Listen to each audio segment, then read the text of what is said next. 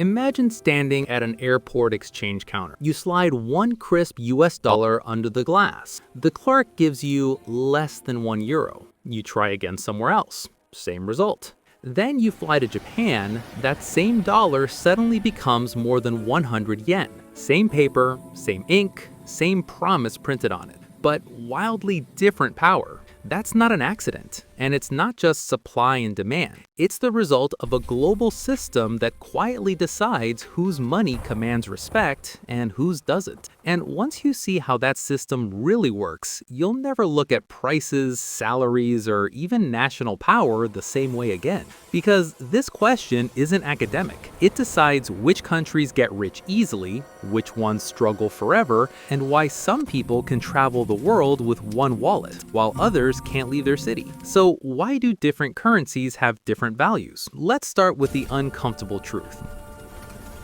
Money is not worth what it says it's worth. Money is worth what the world believes about the country behind it. That belief is fragile, emotional, political, and sometimes irrational. And right now, it matters more than ever. In a world where inflation headlines are constant, where currencies rise and fall on tweets, wars, and interest rate decisions made in closed rooms, understanding currency value is no longer optional. It's survival-level knowledge. So let's rewind. For most of history, money had weight. Gold coins, silver bars, tangible things. If two currencies were different, it was usually because one literally contained more precious metal. Simple, brutal, honest. But that world is gone. Today, nearly every major currency is fiat money, which is a polite way of saying it has value because the government says so and because people agree to believe it. That belief is where everything begins. When you exchange currencies, you're not really trading paper.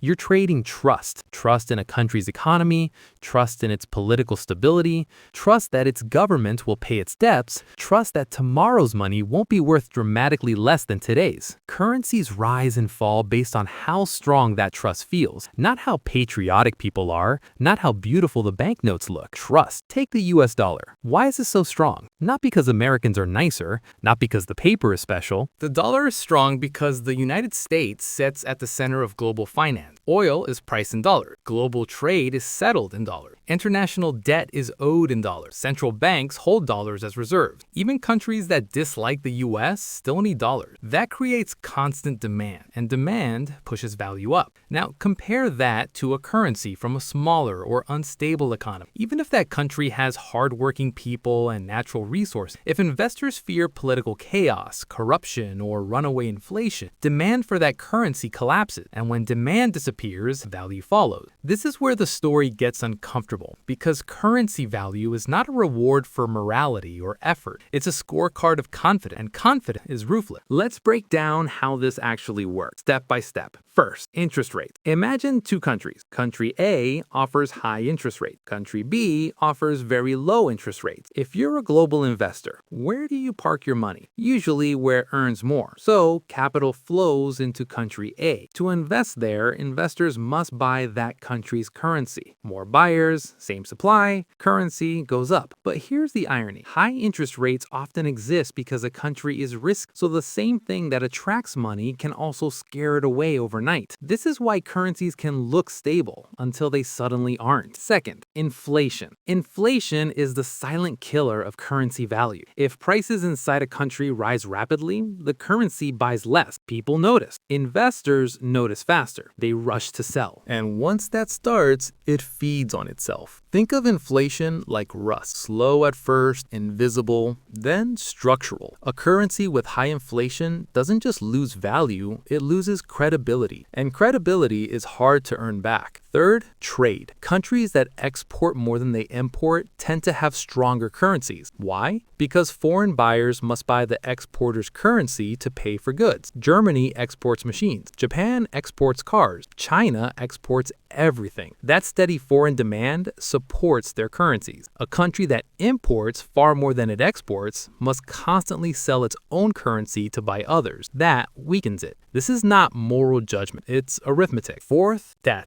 Debt is where the math turns ugly. When a country borrows heavily, especially in foreign currencies, it tied its future to exchange rate. If its own currency weakens, repaying that debt becomes harder, which scares investors, which weakens the currency further. This is called a debt spiral. It has ended economies before. Now here's the hidden mechanism most people never hear about. Currency value is not set by government. It's set by markets, 24 hours a day, across continent, by traders, banks, algorithms, and institutions moving trillions of dollars with a few keystrokes. Governments can influence, central banks can intervene, but they do not fully control. That's why a single election result can crash a currency. That's why a rumor can move billions. And that's why the system feels unfair. Because it is. Strong currencies make countries richer by default. Imports become cheap, foreign assets are affordable, debt is easier to manage. Weak currencies do the opposite. Imports become expensive, inflation accelerates, living standards erode. And here's the cruel irony. People in weaker currency countries often work just as hard, sometimes harder, but their labor is priced in a currency the world doesn't trust, so they fall behind, not because of effort, but because of perception. Now let's talk about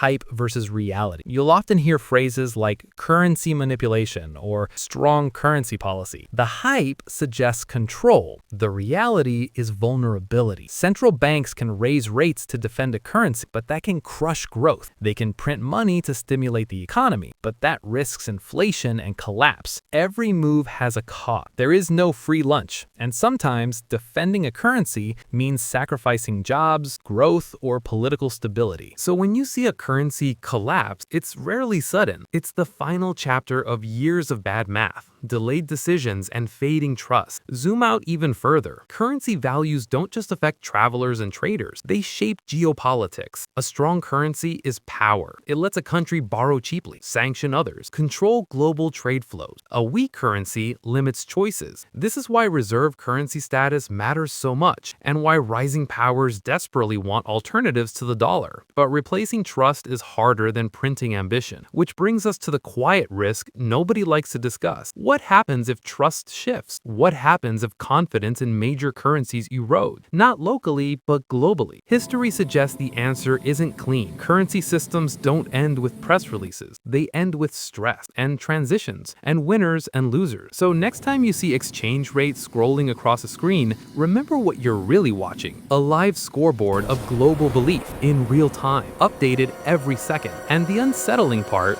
that belief can change faster than any government can react. Which raises a final question. If currency value is ultimately built on trust, what happens when trust itself becomes scarce? And yeah, subscribe. So, what's your mind about money? After watching this video, comment below. And yeah, subscribe.